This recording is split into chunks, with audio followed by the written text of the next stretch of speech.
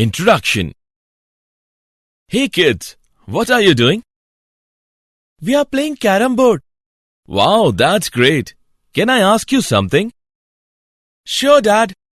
Do you know which motion is occurring in this game? Yes, motion in a straight line. But your coins are continuously changing direction. What about this? Okay, I will tell you. See, coins are moving in 2 dimensions. So, this game shows the motion in a plane. Are you curious to know more about this? Yes, Dad. Now, let us know more about motion in a plane. Objectives.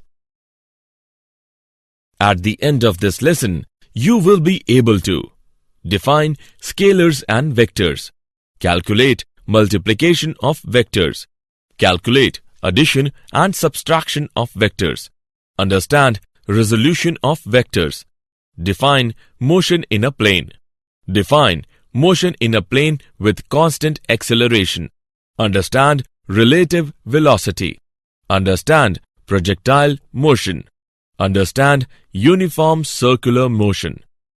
Definition. Motion of an object in 2 dimensions is known as motion in a plane. In our daily life, we can see many activities in which motion is done in 2 dimensions.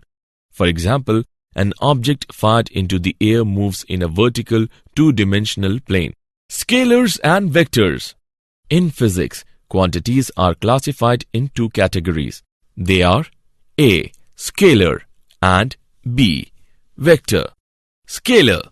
The quantities which can be specified completely by their magnitude alone. For example, work, energy, power, charge, etc. Vector. The quantities which can be specified completely by their magnitude and direction. For example, displacement, velocity, acceleration, force. The geometric representation of a vector is done by an arrow. Position vector represents the position of a particle with respect to any other point. Displacement vector represents the displacement of the particle between 2 points. Multiplication of vectors. When a vector A is multiplied by a number say n, we obtain a vector V given by V vector is equal to n into A vector. Let's take an example. If a vector A is multiplied by 2, the resultant vector 2A vector is in the same direction as A vector and has a magnitude twice of A vector. Addition and subtraction of vector. Vector addition is done with the help of 3 laws. A. Triangle law. The sum of the vector A and vector B is R vector is equal to A vector plus B vector. B. Parallelogram law. If 2 vectors are represented in magnitude and direction by 2 adjacent sides of a parallelogram, then their resultant is given by the diagonal passing through the common corner. C. Polygon law. If a number of vectors acting at a point are represented by the sides of a polygon taken in cyclic order, then the closing side of the polygon taken in the opposite order represents their resultant. Subtraction of vectors.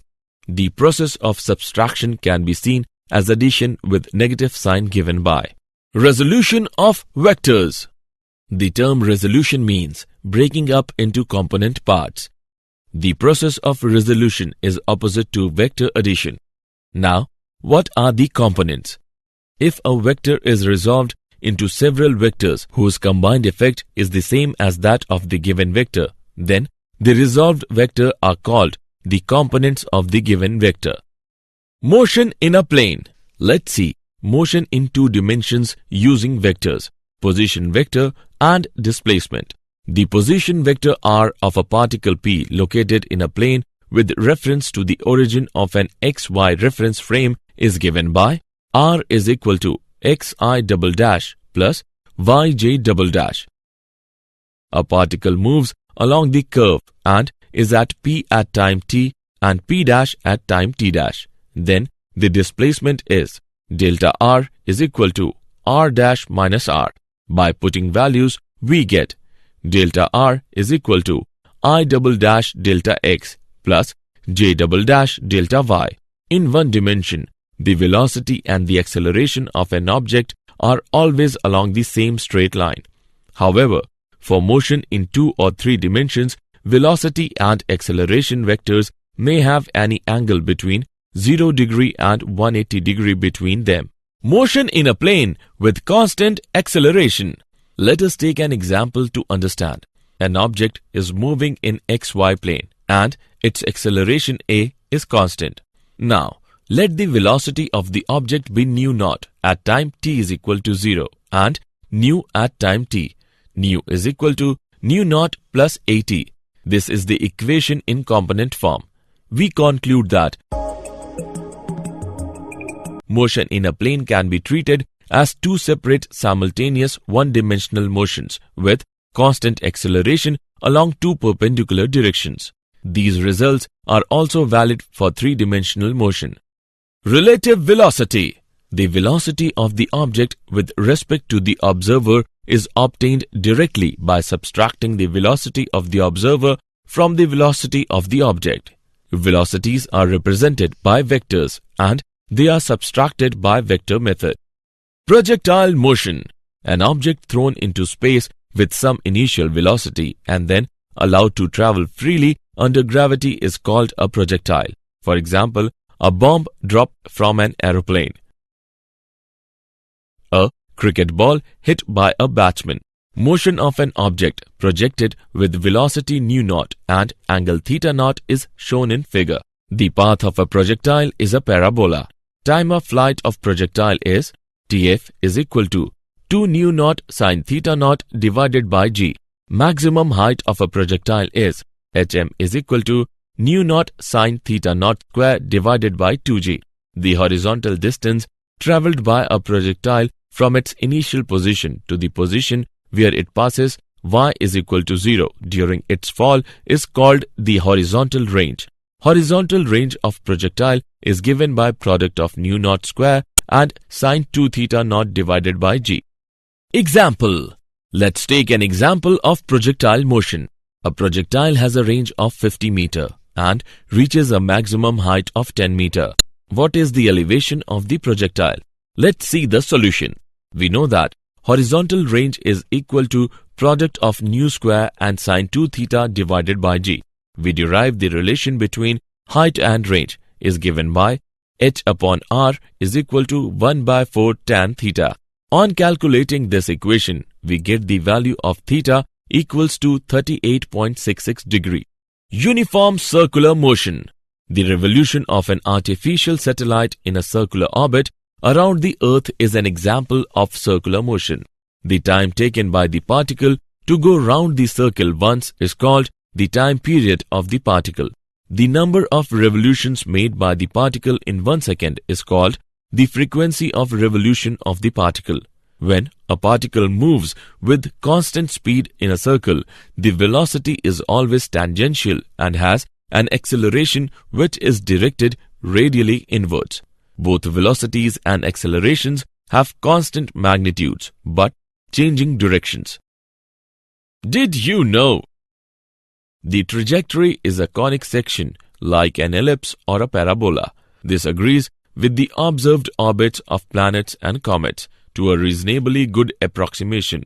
Although, if a comet passes close to the Sun, then it is also influenced by other forces such as the solar wind and radiation pressure. The kinematic equations for uniform acceleration do not apply to the case of uniform circular motion. The resultant acceleration of an object in circular motion is towards the center only if the speed is constant. Summary. Let us summarize what we have learnt. Scalar quantities are quantities with magnitudes only. Vector quantities are quantities with magnitude and direction both. When a vector A is multiplied by a number say n, we obtain a vector v given by v vector is equal to n into a vector. The process of subtraction can be seen as addition with negative sign.